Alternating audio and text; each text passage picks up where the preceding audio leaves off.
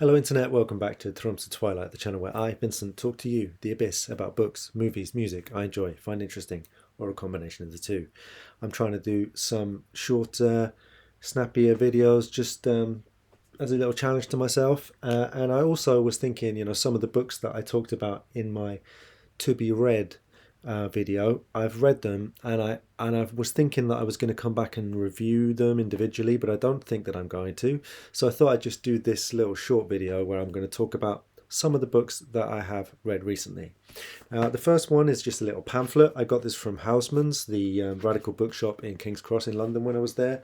I love that shop, check it out.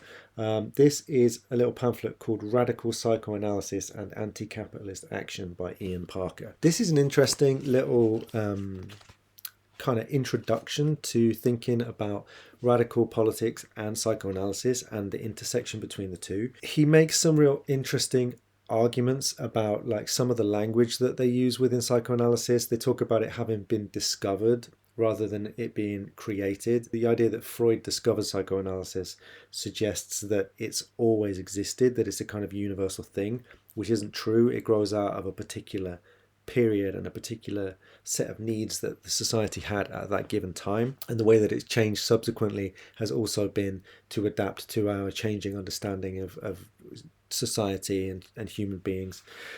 He talks interestingly about the radical doubt that psychoanalysis offers, and the way, for example, that in opposition to many other therapy forms, it doesn't necessarily believe that what your feelings tell you is always necessarily true, for example. The one thing that I will say about this, as a pamphlet, it's not very rigorous. It doesn't really explain what radical psychoanalysis is. It keeps telling you what radical psychoanalysis does, but it doesn't really tell you how. So it's an interesting little primer, an interesting catalyst to thought, but it's not necessarily the most educational thing you could read about the topic. So this was in my list of books I would read in the new year. Aurora Venturini, Cousins. Aurora Venturini is a writer from Argentina.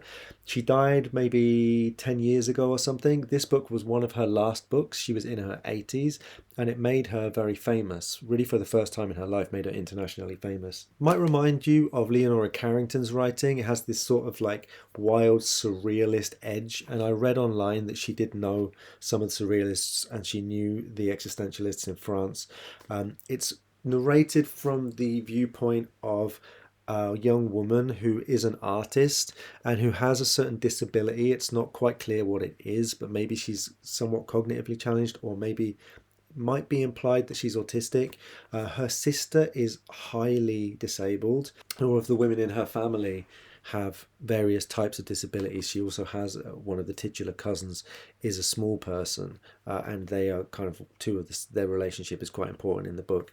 It's outrageous, it's funny, it's provocative. I liked it. It's worth checking out. Very quick read. Now I just finished this, which is Audition by Katie Kitamura. It's a novel about the theatre nominally, but it's also a novel about writing and about novels. The central character is an actress, and she's describing in the first part of the book a relationship with a young man who has sought her out, believing that she might be his biological mother. And she describes in kind of minute detail the different moments and the different kind of movements and all of her thoughts within this encounter, and then her subsequent encounter with her husband. I very much like this opening. What happens as the book goes on, I don't want to give spoilers, but she kind of continually sort of elides and erases stable identity, and something about the play and the character she's playing in the play seems to overlap with the character she becomes in the book, and even that seems to shift as the second part of the book goes on. In a way, it reminds me of what David Lynch was doing in a lot of his later work, where one character would be played by different actors, or the same actor would play different characters. It's like the sense of identity or the sense of character keeps shifting, and narrative voice is how this is achieved within the book. In that way, it's quite postmodern. It reminds me of things that I read when I was doing a bachelor's in literature. I didn't love it, I must say, but it's very well executed, impressively executed. So the Gallows Pole, this was a gift to me from a friend.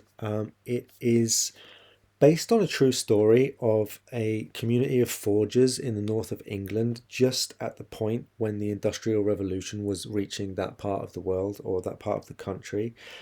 They were a kind of criminal gang led by this King David, or David Hartley, who was like a local king. The book is very violent in a way that sort of reminds me of like David Peace, but like David Peace if he was writing historical fiction. It's visual, visceral, creative, compelling, really brilliant for the first two thirds. For me, it kind of lost steam towards the end, and I think that's to do with the fact that it's bound to the truth of the historical story. And the last section, for various reasons I won't go into because I don't want to give spoilers, kind of gives the writer a little less to work with in terms of the kind of types of characters that he's been describing earlier in the book. Okay, the last one then is Let Me Tell You by Paul Griffiths. There's a certain Hamlet theme going on this channel at the moment. This was a gift to me from my very good friend William, who I went to see Hamlet with last year. It's supposed to be Ophelia's story in her own words, and what this means is that the writer Paul Griffiths has stuck to the words Ophelia speaks in the play and tried to use those to tell her story. I think this works to varying degrees of success throughout the text. There are some chapters where it works quite well and some where I feel that the constraints of the language within which he's working is the most obvious thing about the writing. There are some words that are repeated often because there are only a certain number of nouns. So some of them, like hill, kind of works okay, but others like steward, repeatedly using the word steward, kind of draws attention to the fact that this was one of the few words available to the writer, in my opinion. One of the things I liked about it was that there were quite a lot of anachronisms, like it will refer to like Come Up and See Me by Cockney Rebel, or quite often there are references to Beatles songs.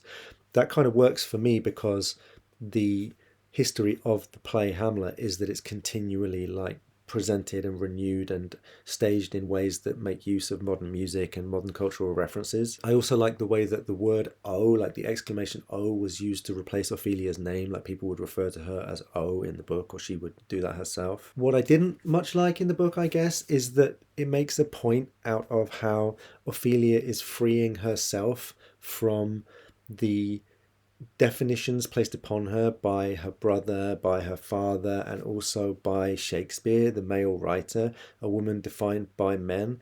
But it's another man manipulating the language.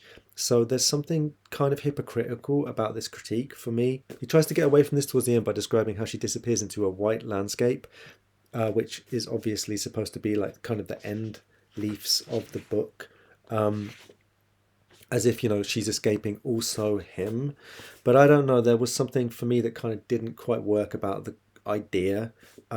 It's one of these things where I'm kind of more impressed by the book than I enjoyed it. So those are the books I've read recently. Currently reading Stella Maris by Cormac McCarthy. Really loving it so far. I'll probably come back and talk about this one at length. Thanks for watching. Come back again soon. If you were vaguely interested, like and subscribe. Maybe I'll see you around.